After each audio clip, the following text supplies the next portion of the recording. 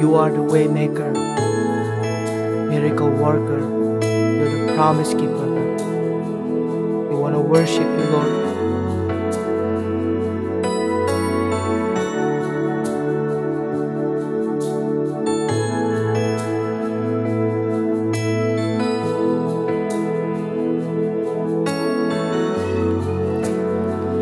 You are here, moving in our midst. I worship you, I worship you. You are here, working in this place. I worship you, I worship you. You are here, moving in our midst. I worship you, I worship you. Yes, you are here. You are here, working in this place. I worship you, I worship you. Yes, you are waymaker, miracle worker, promise keeper, light in the darkness. My God, that is who you are. Waymaker, miracle worker, promise keeper, light in the darkness. My God, that is who you are. You are here, touching every heart. I worship you, I worship you. See, you are here. You are here, healing every heart. I worship you, I worship you. You are here,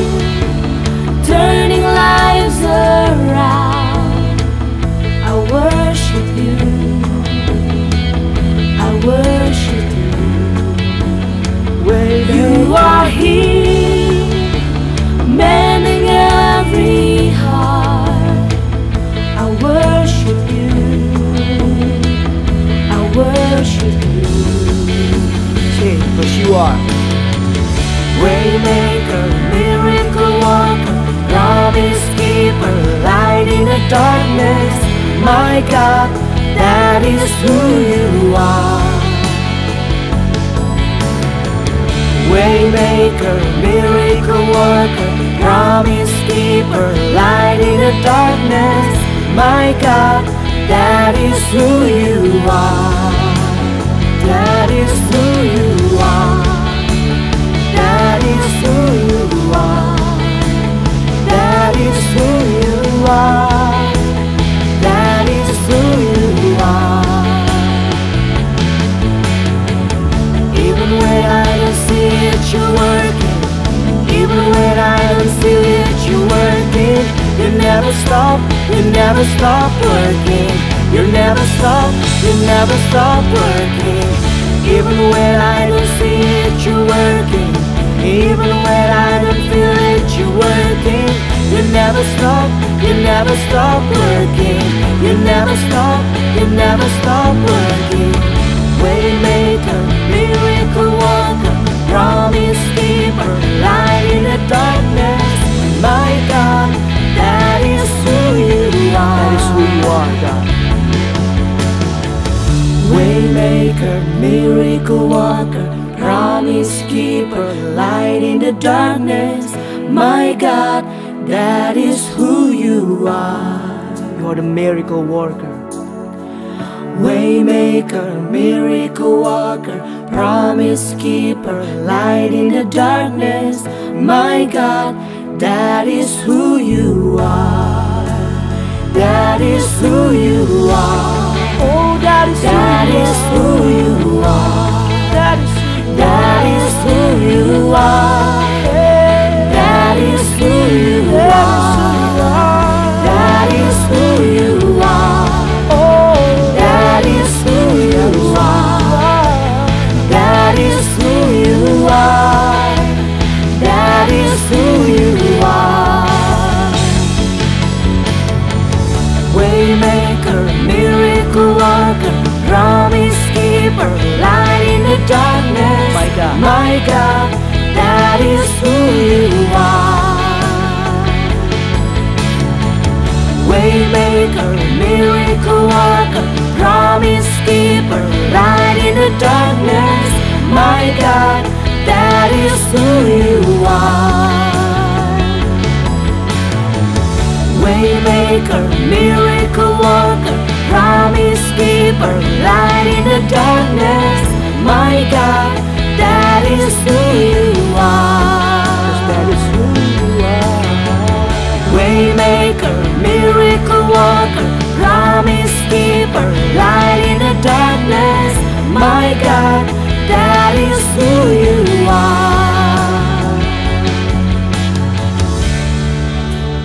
Oh,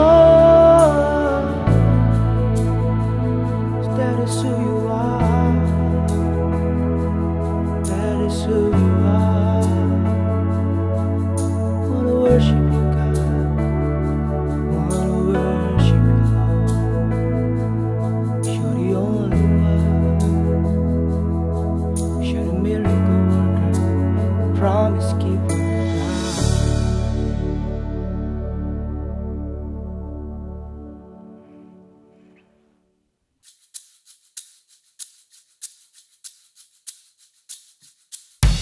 Dialah Allah bagi kita. Mari nyanyikan pujianmu bagi Tuhan.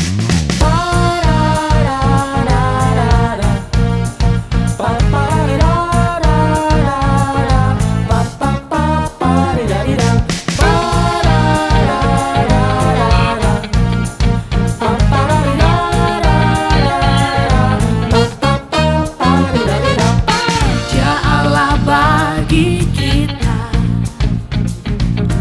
tempat perlindungan, sebagai penolong yang terbukti dalam kesesakan. Dia Allah bagi kita. Dia Allah bagi kita, benteng kehidupan, gunung batu keselamatan, takkan tergoncangkan. Ku kan bersorak memuji Tuhan, raya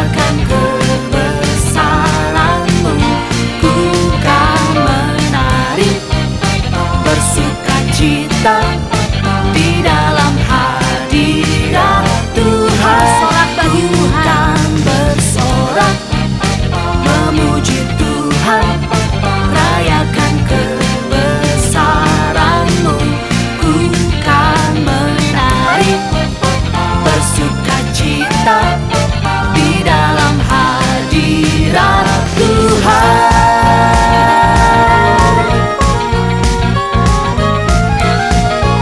Dengan iman katakan, Dia Allah bagi kita. Dia Allah bagi kita, Amin. tempat perlindungan, sebagai penolong yang terbukti dalam kesesakan. Dia Allah bagi kita, benteng kehidupan, gunung batu keselamatan, takkan tergoncangkan. Ku kan bersorak memuji Tuhan, rayakan kebesaran-Mu. Ku kan menari bersukacita di dalam hadirat Tuhan. Ku kan bersorak memuji Tuhan, rayakan kebesaran-Mu.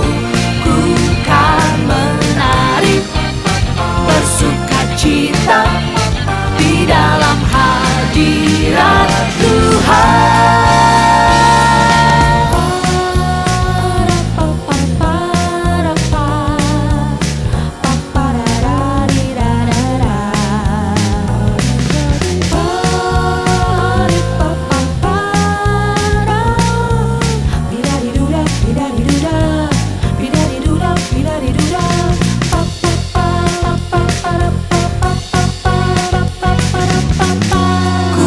kan bersorak memuji Tuhan, rayakan kebesaran-Mu.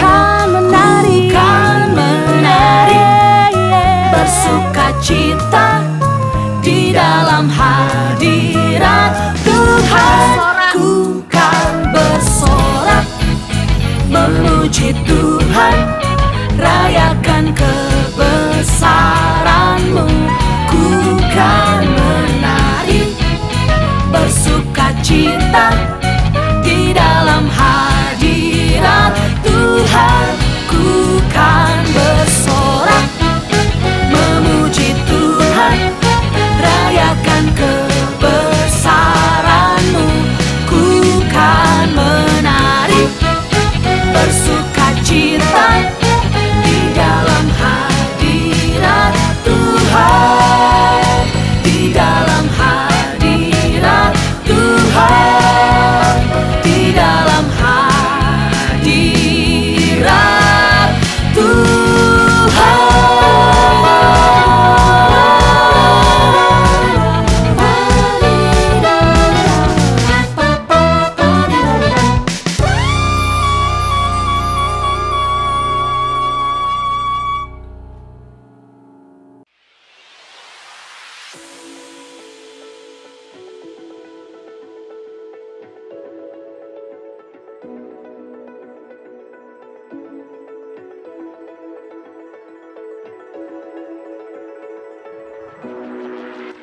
Shalom, selamat pagi, selamat bergabung dengan kami di Gereja New Wine International Church lewat ibadah daring atau online di tautan youtube.com/NWI Church. Tentu saja Bapak Ibu sudah mendengar kabar terbaru mengenai apa yang diberlakukan di setiap daerah masing-masing. Tetapi kita tetap harus patuh, taat, setia, dan menjaga sukacita kita meskipun belum bisa bertemu muka dengan muka. Jadi ini adalah fasilitas terbaik untuk beribadah bersama kepada Tuhan. Saya percaya kita semua terus dikuatkan untuk melewati masa pandemi ini.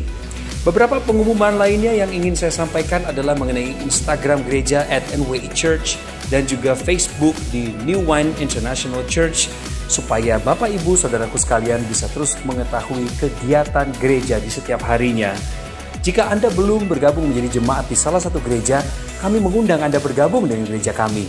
Silakan isi connect card yang ada di layar dengan cara memindainya, kemudian mengisi data diri Anda dan Anda akan langsung bergabung dengan gereja kami.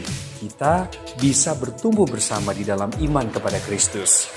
Kemudian untuk berikutnya yang saya ingin sampaikan adalah mengingatkan kembali kepada Bapak Ibu yang selama ini telah setia mengikuti program Lebih Dalam Lagi. Sebuah program interaksi tanya jawab yang diadakan setiap hari Selasa jam 8 malam waktu Indonesia Barat di akun Instagram gereja @NWI Church. Karena Anda sudah menyimak firman Tuhan yang disampaikan oleh hambanya di setiap hari Minggu, jika Anda memiliki pertanyaan akan tema tersebut, maka inilah kesempatannya di hari Selasa jam 8 malam waktu Indonesia Barat. Kemudian untuk kegiatan lainnya, yaitu di setiap hari Jumat jam 7.30 waktu Indonesia Barat, Pastor Robert dan Pastor Lea Sutanto selalu konsisten mengadakan live worship at home di akun Instagram @RobertLeaSutanto, Facebook dan YouTube Robert Lea Sutanto. Tolong tetap doakan acara ini dan teruslah berpartisipasi dengan kami untuk lebih menguatkan diri kita dan juga orang-orang di sekeliling kita lewat lagu, pujian, dan penyembahan tentunya yang khas sekali dari Robert dan Lea Sutanto. Kami juga ingin menyampaikan pada Bapak dan Ibu sekalian bahwa persembahan, persepuluhan atau donasi untuk dana pembangunan gereja dapat Anda transfer melalui akun gereja, ya, rekening gereja BCA atas nama GBI New Wine International di nomor rekening 002 308 1234. Dan terus menerus saya ingatkan kembali bahwa program Rp5.000ku akan selalu menampung dana yang Anda kirim dan kami salurkan kepada saudara-saudara kita yang terdampak COVID-19. Namanya Rp5.000ku. Berarti Anda bisa menyisihkan uang Rp5.000 setiap hari, kemudian Anda bisa transfer setiap minggu atau bahkan setiap bulan ke nomor rekening sebagai berikut: 0700 177 696, rekening BCA atas nama GBI New Wine International dengan mencantumkan kode unik di belakangnya yaitu 019. Anda juga bisa memberi atau mendonasi dengan menggunakan OVO, Dana, GoPay atau dompet digital lainnya dengan cara memindai kode yang ada di layar. Itulah kode barnya. Kami ingin menyampaikan juga, inilah dia termin ke-11 di mana bantuan yang sudah Anda salurkan kepada saudara-saudara kita yang terdampak COVID-19 melalui gereja Tuhan ini sudah kami salurkan kepada mereka. Ada di layar ya saat ini.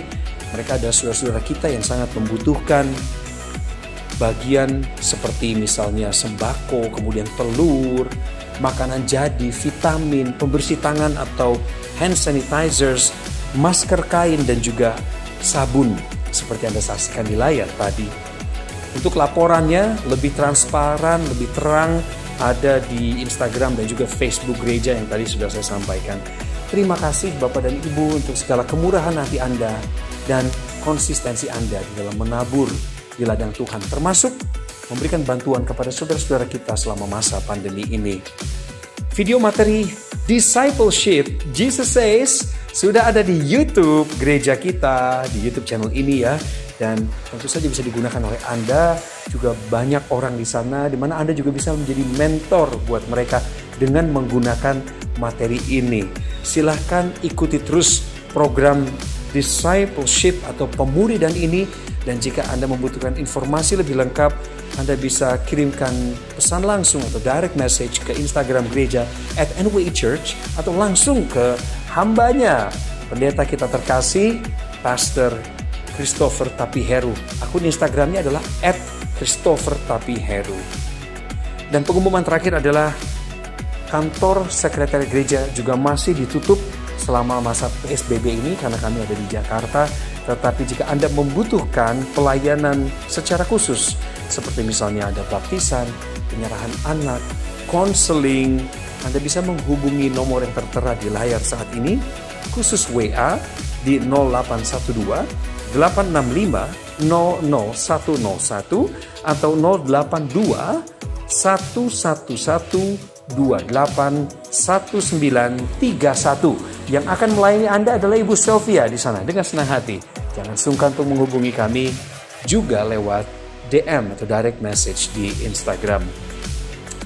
Siapkan diri Anda untuk mendengarkan firman Tuhan yang akan disampaikan oleh hambanya. Sesaat lagi, siapkan catatan khotbah Anda. Mari sama-sama tenangkan hati dan fokuskan pikiran kita untuk mendengar perkataannya, apa yang beliau ingin sampaikan kepada kita. Dan jangan lupa untuk membagikan tautan YouTube ini kepada lebih banyak orang supaya mereka bisa bergabung dengan kita di masa yang akan datang. Saya Coki Sitohang mengucapkan selamat beribadah.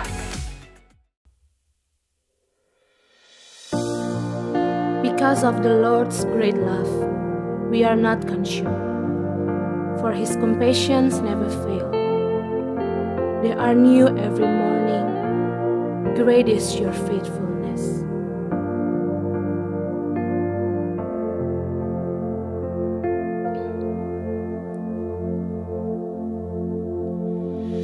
Great is thy faithfulness, O God, my Father. There is no shadow of turning with thee. Thou changest not, thy compassions, they fail not. As thou hast been, thou forever will be. Let's sing this song. Great is thy faithfulness. Great is thy faithfulness. Morning by morning, new mercies I see. All I have needed, thy hand hath provided. Great is thy faithfulness, Lord, unto me.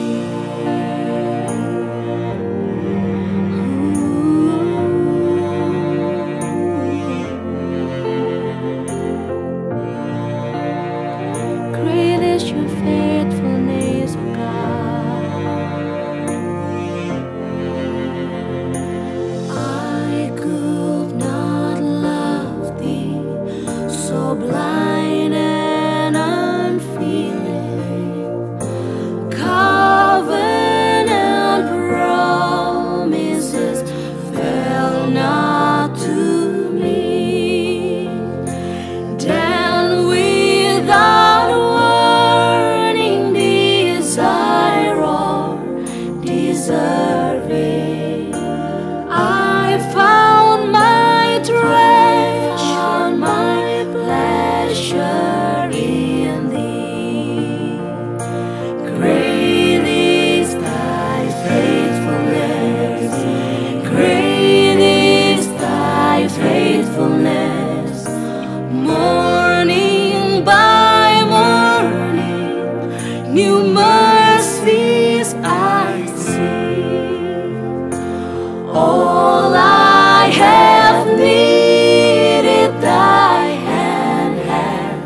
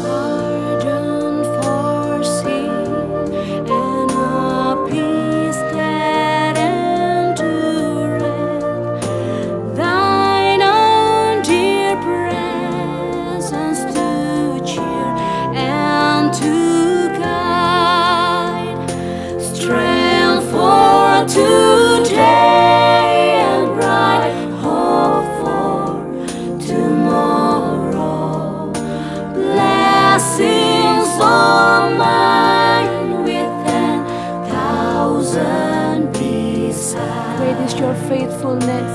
Great is thy faithfulness. Great is thy faithfulness. Morning by morning, new mercies I see. All I have needed, thy hand hath provided. Great is thy faithfulness, Lord, unto me. Great is thy faithfulness. Great is thy faithfulness. Great is thy faithfulness. Morning by morning, new mercies I see. All I have needed, thy hand hath provided. Great is thy faithfulness, Lord, unto me. Great is thy faithfulness. Great is thy faithfulness, Lord, unto me. Great is thy faithfulness, Lord, unto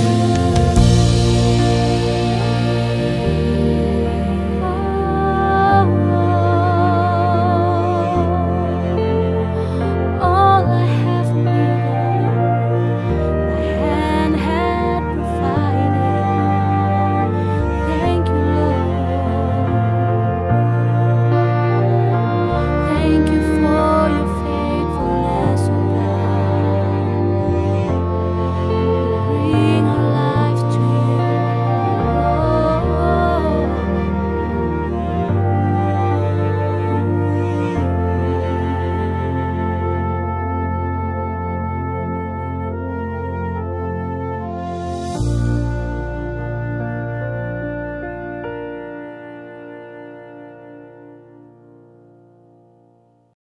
Shalom Jemaat New Wine dimanapun berada, shalom juga siapapun Anda yang mendengarkan dan dari manapun. Saya Christopher Tapiheru, senang sekali bisa kembali dapat kesempatan untuk membagikan isi hati Tuhan. Masih terus berkaitan dengan discipleship, pemuritan, dan juga menyambung khotbah Bapak Gembala ya, tentang menjadi seperti Kristus.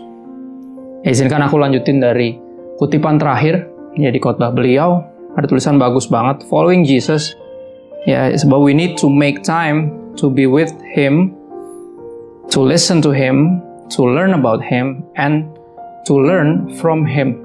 Ya, kalau dalam bahasa Indonesia terjemahkan seperti ini, mengikut Yesus. Ya, artinya kita mesti buat lebih banyak waktu bersama dengan Dia untuk mendengarkan suaranya. Yaitu dengan belajar tentang Dia dan juga belajar dari Yesus. Ya, dan ini bagian yang sangat penting. Dan izinkan aku membagikan di kesempatan ini, ya di pagi hari yang indah ini, kesempatan ini untuk membagikan tentang yang aku sebut sebagai Christ Experience. Ya, kata experience seringkali ditulis dengan huruf X depan dengan ditambahin experience. Saya seperti Xmas atau Christmas. Ya, dan izinkan saya membagikan yang namanya Christ Experience. Artinya apa? Ketika kita mengikut Kristus, ketika kita mulai sungguh-sungguh mengikut Tuhan Yesus, ya belajar dari Dia, belajar tentang Dia melalui firman Tuhan, dan juga belajar untuk sungguh-sungguh dari Yesus, kita akan mengalami yang Tuhan Yesus alami. Nah, ini yang saya sebut sebagai Christ Experience. Dan saat ini saya akan bagikan, kita akan fokus di Matius 10. Fokus di Matius 10. Ya, beberapa ayat kita akan lihat. Dimulai ayat 16. Ya, ada beberapa poin hari ini kalau Anda suka nyatet. Ya, saya akan sebut sebagai Christ Experience, pengalaman, mengalami Kristus. Ya, bukan hanya mengalami Tuhan. Kalau dengar kata mengalami Tuhan, kita mungkin mengalami mujizat, ya, kesembuhan ilahi, mengalami pertolongan, perlindungan yang ilahi, ya, perlindungan dari bara bahaya atau apapun itu, kita diluputkan dari segala sesuatu yang buruk. Tapi namanya Christ Experience ini artinya kita akan mengalami Kristus, mengalami yang Dia alami, mengalami yang Tuhan Yesus alami sepanjang Dia hidup. Ketika Dia jadi manusia, kita akan alami semua. Ketika kita sungguh mengikut Kristus, kita akan mengikuti benar-benar, bahkan sampai mengalami apa yang Dia alami. Di Matius 10 mulai ayat 16. dikatakan seperti ini, Tuhan Yesus sendiri yang berbicara, "Lihat, aku mengutus kamu seperti domba ke tengah-tengah serigala. Sebab itu hendaklah kamu cerdik seperti ular dan tulus seperti merpati. Tetapi waspadalah terhadap semua orang, karena ada yang akan menyerahkan kamu kepada majelis agama dan mereka akan menyesah kamu di rumah ibadatnya." Ya, dikatakan seperti itu. Dan karena aku, kamu akan digiring ke muka penguasa-penguasa dan raja-raja sebagai suatu kesaksian bagi mereka dan bagi orang-orang yang tidak mengenal Allah. Apabila mereka menyerahkan kamu, janganlah khawatir akan bagaimana dan akan apa yang harus kamu katakan. Karena semuanya itu akan dikaruniakan kepadamu pada saat itu juga. Karena bukan kamu yang berkata-kata, melainkan Roh Bapamu. Dia yang akan berkata-kata di dalam kamu. Kita akan dikatakan seperti domba di tengah-tengah serigala. It will go bad for us. Artinya apa? Kita mesti bersiap. Salah satu tujuan dari pemuritan adalah ketika kita benar-benar mempelajari semua perkataan Yesus, kita juga membaca tentang kehidupannya. Ya, apa yang dia alami. Ini mempersiapkan kita ketika kita sungguh-sungguh menjadi pengikut Kristus. Kita akan seperti domba di tengah serigala. Kita akan mengalami apa yang Yesus alami. Akan ada berbagai tentangan dari sekeliling kita. Kita akan selalu rasanya kayak mau disergap kapan saja, kayak lagi dikeroyok gitu. Kalau lagi bahasa di tengah jalan tuh kayak dikeroyok untuk dicelakakan. Nah, seperti itulah rasanya. Dan kalau orang nggak pernah masuk dalam pemuritan, mereka akan kaget-kaget ketika mengalami hal ini. Mereka akan sempat berpikir, oh saya pikir ikut Tuhan Yesus semuanya bakal enak-enak. Yang sakit disembuhkan, yang miskin diperkaya, ya yang punya masalah diberikan jalan keluar. Saya pikir tentang itu, tapi ternyata ya secara praktikal kita akan ngalamin benar-benar yang Yesus alamin. Dan dalam pemuritan ini kita dipersiapkan untuk mengalami hal yang demikian. Kita dipersiapkan untuk menjadi seperti domba di tengah-tengah serigala. Ya, dan dibilang karena Kristus kita akan dibawa. Ya, akan sering banget kayak diadili dalam tanda kutip di berbagai aspek kehidupan. Ya, bahkan oleh orang-orang yang tidak sepaham, tidak setuju dengan kekristenan. Dan ini yang Tuhan Yesus alami dan tentunya pasti akan kita alami. Ya, pemuritan mempersiapkan seseorang, persiapkan Anda dan saya untuk mengalami yang Kristus alami, yaitu menjadi seperti domba di tengah-tengah serigala. Ya, dan justru di kesempatan demikianlah kita akan makin merasakan bahwa Roh Kudus sungguh-sungguh tinggal di dalam kita. Karena dia akan membantu kita untuk berbicara, untuk menjelaskan pengharapan apa yang ada pada kita. Pengharapan apa yang ada pada kita. Sekali lagi, yang kita punya sebagai orang Kristen bukan sekedar opini. Ya, jauh daripada itu, bukan cuma sekedar cuma argumen teologis. Tapi yang kita miliki adalah pengharapan. Dan siap atau tidak, ya kita harus waktunya, dibilang kita. Ya, Rasul Petrus berkata, siap atau tidak waktunya kita harus bisa mempertanggungjawabkan, memberikan tanggung jawab kepada pengharapan yang ada pada kita. Kita harus kasih tahu orang kenapa kita percaya yang kita percaya. Kenapa kita tetap setia mengikut Kristus, mengiring Kristus. Ya, walaupun kita jadi dipersulit, seperti domba di tengah-tengah serigala. Yang berikutnya di ayat 22 dari Matius 10. Dan kamu akan dibenci semua orang oleh karena namaku. Tetapi orang yang bertahan sampai pada kesudahannya akan selamat. Seorang murid tidak lebih daripada gurunya, atau seorang hamba daripada tuannya. Cukuplah bagi seorang murid jika ia menjadi sama seperti gurunya, dan bagi seorang hamba jika ia menjadi sama seperti tuannya. Dan ini arti kekristenan yang sebenarnya. Ya, Kristianoi itu sebuah julukan pertama kali disematkan atau diberikan bagi para pengikut Kristus itu sebagai kayak olok-olok, seperti ejekan. Kalau bahasa sekarang itu kayak bully. Ya, mereka dibully karena mereka hidupnya seperti Kristus. Orang-orang ini kumpulan dari berbagai suku bangsa. Waktu itu bukan cuma orang Yahudi doang, tapi ada orang Mesir, ada orang dari Kirene dan segala macam. Jadi macam-macam suku bangsanya. Waktu itu umumnya di era itu orang dikenal karena dia dari bangsa tertentu, dari negara tertentu. Tapi ketika itu berkumpullah mereka karena mengikut Kristus. Dan mereka dikenal sebagai pengikut Kristus, akhirnya dijuluki sebagai Kristianoi atau Little Christ, Kristus kecil. Ya, karena dari mana? Dari gaya hidupnya yang sama persis seperti Kristus. Dan kekristenan sekarang udah terlalu bergeser. Ya, sehingga orang dikit-dikit pakai kalung salib dibilang Kristen, dikit-dikit pakai kaos Yesus dibilang Kristen, dikit-dikit ringtone-nya lagu rohani dibilang Kristen. Padahal arti Kristen sebenarnya tidak semudah itu. Tidak sesederhana itu. Ya, tapi benar-benar yang kehidupannya sama seperti Kristus, yang bahkan dibilang di sini akan dibenci oleh karena nama Kristus. Ya, seorang murid tidak lebih daripada gurunya, dan hamba tidak lebih dari tuannya. Cukuplah bagi seorang murid jika menjadi sama seperti gurunya, dan seorang hamba jadi sama dengan tuannya. Dan itu target kekristenan, Christ likeness, keserupaan dengan Kristus.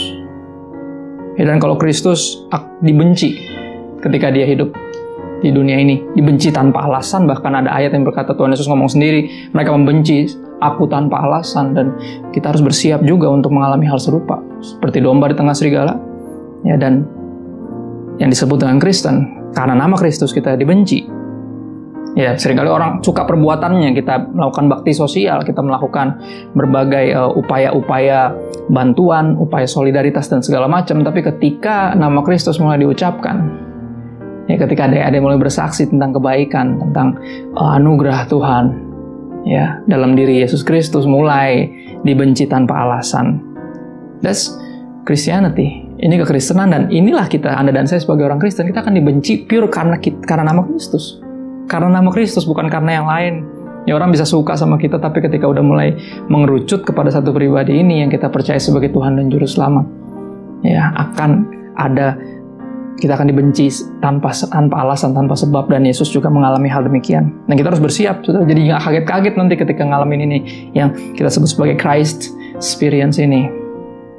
Ya, nah berikutnya di ayat 27. Ya, dalam keadaan seperti domba di tengah-tengah serigala, dalam keadaan hampir terancam setiap waktu. Ya.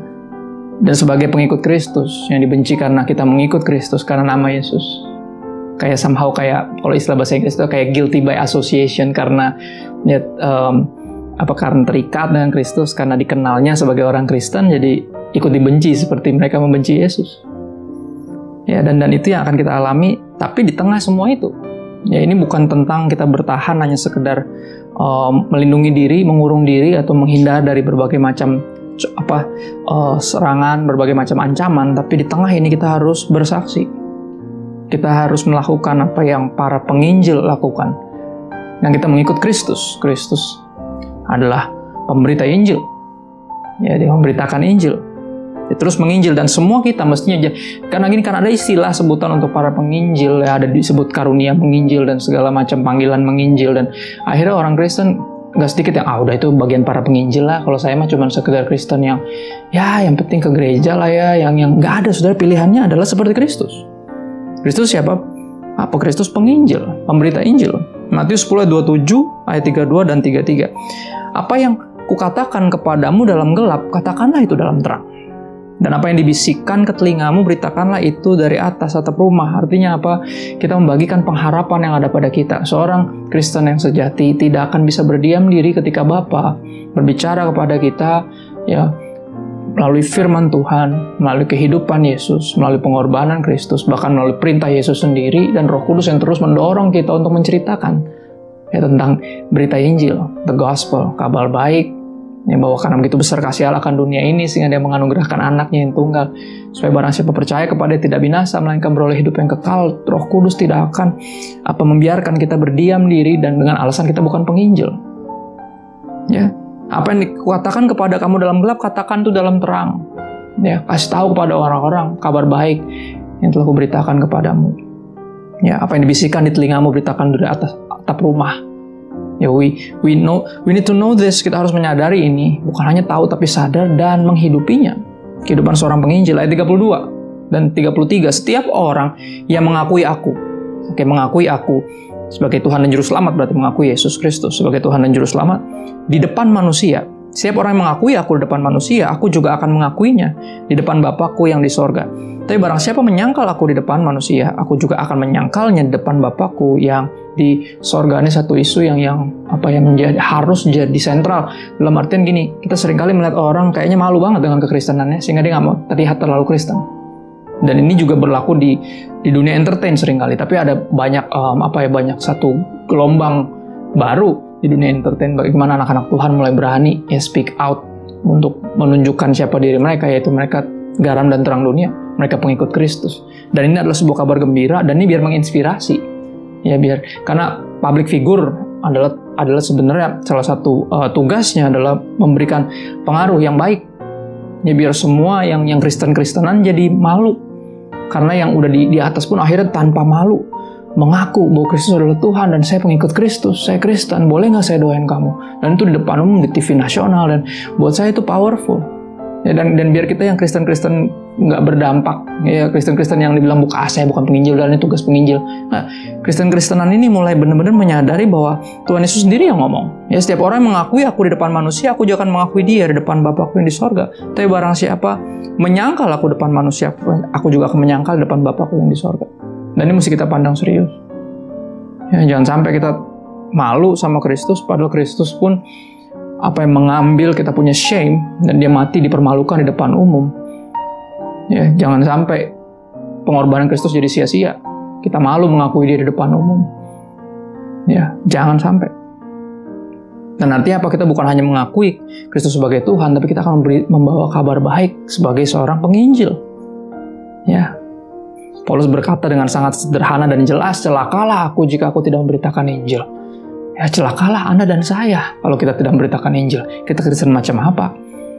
Ya, ini bukan cuma tentang jadi domba di tengah serigala, ya sebagai seorang Kristen yang statusnya kayaknya Kristen, KTP-nya Kristen, tapi kehidupannya juga harus Kristen, kehidupan seorang penginjil yang memberitakan kabar baik, apa yang kita dengar dari Tuhan, kita dengar dari Bapa, itu yang kita bagikan kepada orang-orang lain, ya. Orang-orang yang kita kasihi. Ya. Dan berikutnya, ini adalah sebuah bukti. Ya, bukti bahwa kita mengasihi Tuhan. Ada satu nama yang indah di Alkitab. Ya, namanya Theophilus. Theophilus berasal dari dua kata. Theo atau Theo itu artinya Tuhan, dan Philia atau Philus Philia artinya cinta. Ya, orang-orang yang mengasihi Tuhan. Ya, saya sebut poin terakhir ini dengan kata Theophilus. Di ayat 37 dikatakan demikian, barang siapa mengasihi Bapa atau ibunya lebih daripadaku, ia tidak layak bagiku. Dan barang siapa mengasihi anaknya laki-laki atau perempuan lebih daripadaku, ia tidak layak bagiku.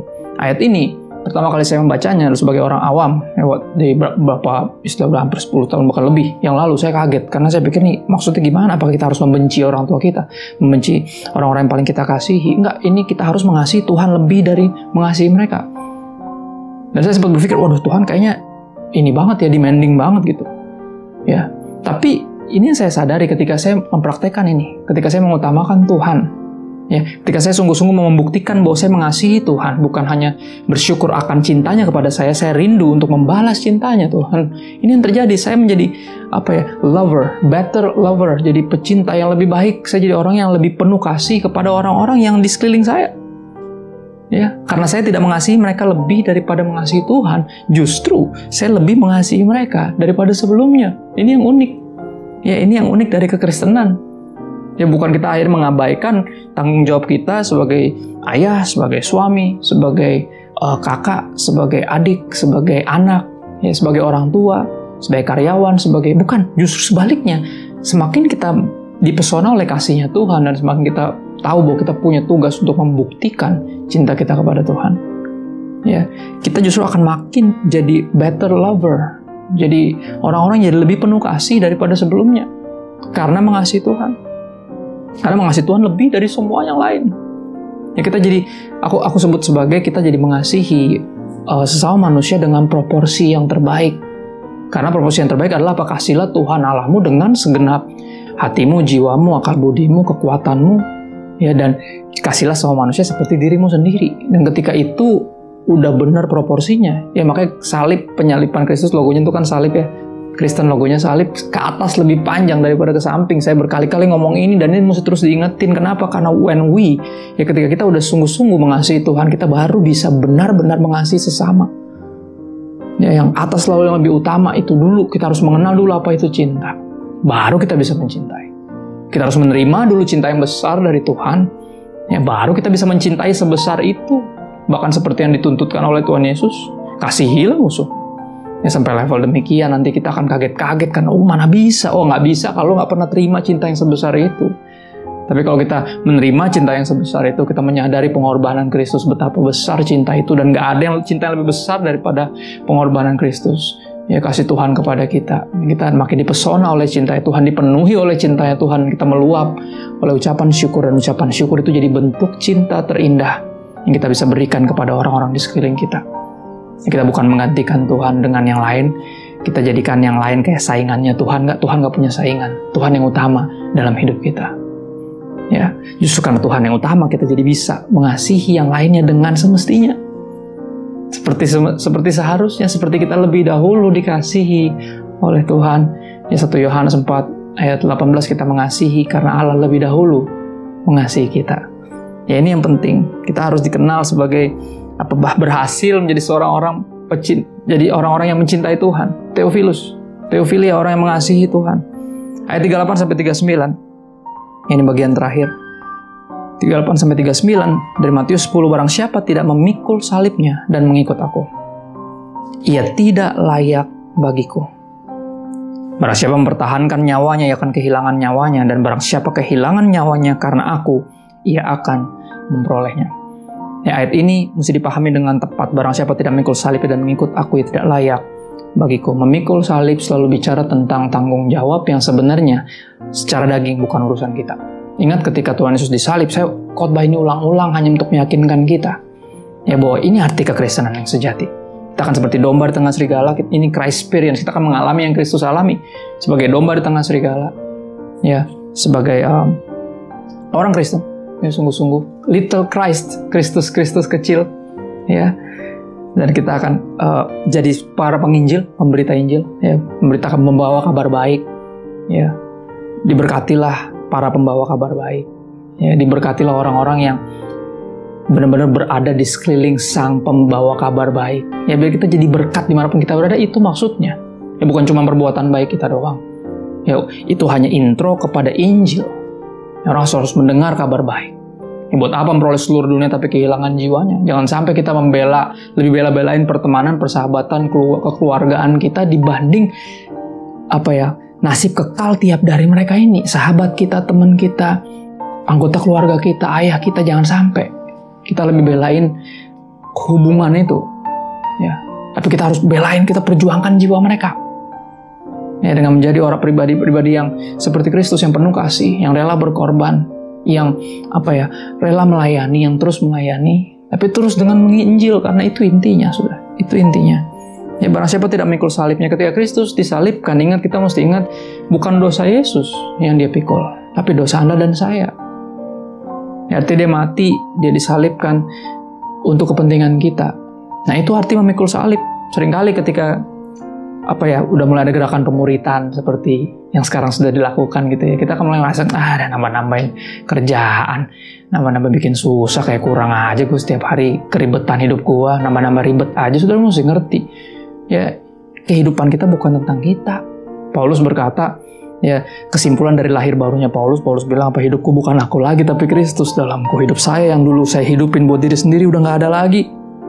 Maka dia berkata kepada jemaat di Korintus di surat yang kedua, ayat 5, pasal 5 ayat 15, dikatakan Kristus telah mati untuk semua orang supaya mereka yang hidup tidak lagi hidup untuk dirinya sendiri. Ya, dan pemuritan inilah di mana kita mempraktekkan untuk tidak hidup bagi diri kita sendiri. Ketika kita seperti digambarkan untuk memikul salib, ya, kita memikul salib, kita benar-benar memperdulikan keselamatan, nasib kekal dari orang-orang yang ada di sekeliling kita, orang-orang yang diizinkan oleh Tuhan hadir di hidup kita sebagai anggota keluarga kita, ya, sebagai orang-orang yang kita kenal di pertemanan, persahabatan, bahkan orang yang baru kita tahu, baru ketemu. Saudara, kita punya bagian untuk memikul salib itu. Kita mesti punya concern seperti yang sorga miliki, ya. Dia tidak berkenan kepada kebinasaan orang, ya, kepada kebinasaan, rindu bahwa semuanya untuk berbalik bertobat, ya, dan diselamatkan, berbalik dari jalan-jalan yang salah dan memperoleh selamat. Dan biar kerinduan sorga jadi kerinduannya kita. Dan di pemuritan ini, ya, ketika kita mengalami yang Kristus alami, kita malah makin mengagumi bahwa wow, dia melalui semua ini, ya, untuk kita. Dan ketika kita mulai mengalami semua ini karena kita mengikut dia, jadi sesuatu yang nggak menimbulkan protes di hati kita. Justru ini wajar.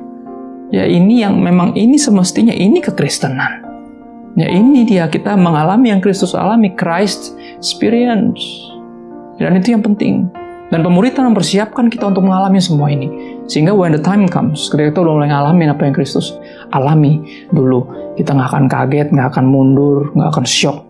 Tapi kita akan makin excited dan kita tahu kita di jalur yang benar, kita di jalan yang benar nih. Ya sekarang tugas saya benar-benar untuk membuktikan cinta saya kepada Tuhan dengan mengasihi orang-orang yang Tuhan kasih di sekeliling saya. Sesuai proporsinya. Ya, sesuai proporsinya. Dan tidak hidup bagi diri sendiri. Barang siapa mempertahankan nyawanya, ia akan kehilangan nyawanya. Ini penggambaran yang paling tepat. Ketika kita hidup buat diri sendiri, kita akan mati buat diri kita sendiri.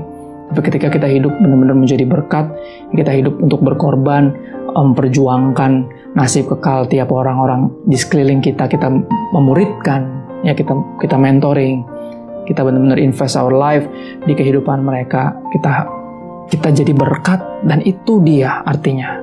That's what life is all about. Ya, kehidupan itu tentang benar-benar perbuatan baik kita memuliakan Bapa kita yang di sorga.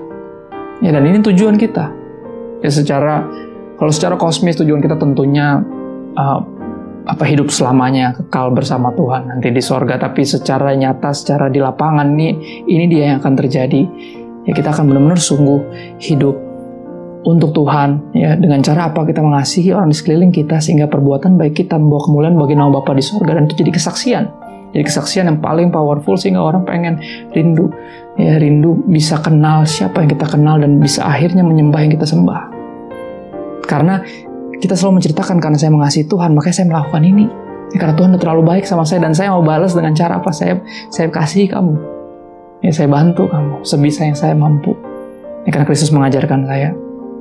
Ya, saya mau hidup seperti Kristus. Ya, I want to be like Him. Dan that's Christ experience. It's all about. Ya, mari siapa kehilangan nyawanya karena aku, ya akan perolehnya. Justru dalam kekristenan ini satu paradoks, di mana ketika kita nggak hidup buat diri sendiri, kita malah sungguh-sungguh hidup. Ketika kita kehilangan nyawa kita karena Tuhan, ketika kita hidup bukan buat diri sendiri, justru kita memperolehnya. Justru Tuhan akan bilang, sabaslah hai hambaku yang baik dan setia, engkau setia dalam perkara kecil, masuk dalam kebahagiaan Tuhanmu. Dan aku berdoa biar message ini jadi sederhana. Ya, sekali lagi pemuritan mempersiapkan kita untuk mengalami apa yang Kristus alami. Sehingga kekristenan kita dibawa kepada dimensi yang terdalam, itu untuk mengalami yang Kristus alami. Ya, Christ experience. Let me pray for us. Terima kasih Tuhan buat pesanmu hari ini. Biar ini jadi sederhana, biar kami semakin mengenal Kristus melalui firman Tuhan. Dan bukan hanya berbagai ajarannya untuk kami ikuti dan taati, tapi juga mempersiapkan diri kami untuk berbagai pengalaman. Ya, yang Kristus alami, yang juga akan kami alami, sehingga kami nggak mundur, nggak kecewa dan menolak Tuhan, tapi justru makin diyakinkan bahwa kami berada di jalur yang benar, kami benar-benar mengikut Kristus. Jadi Kristen yang sejati. Roh Kudus bantu kami di dalam semua yang akan kami alami atau yang sedang kami alami, mampukan kami terus beritahu kepada kami apa yang harus kami katakan sehingga kami bisa jadi saksi, ya, bukan hanya melalui perdebatan berbagai opini, berbagai teologi yang kami miliki. Ilmu berdebat bukan tentang itu, tapi tentang mampukan kami untuk mengasihi, untuk bersabar, untuk benar-benar bahkan berikan kami hikmat sehingga kami bisa mengatakan apa yang semestinya kami katakan di waktu tersebut, untuk menjelaskan pengharapan apa yang ada pada kami, yaitu tentang Kristus. Terima kasih ya Bapa. Kami minta bantuan Roh Kudus kepadamu hanya di dalam nama Yesus. Amin. God bless you.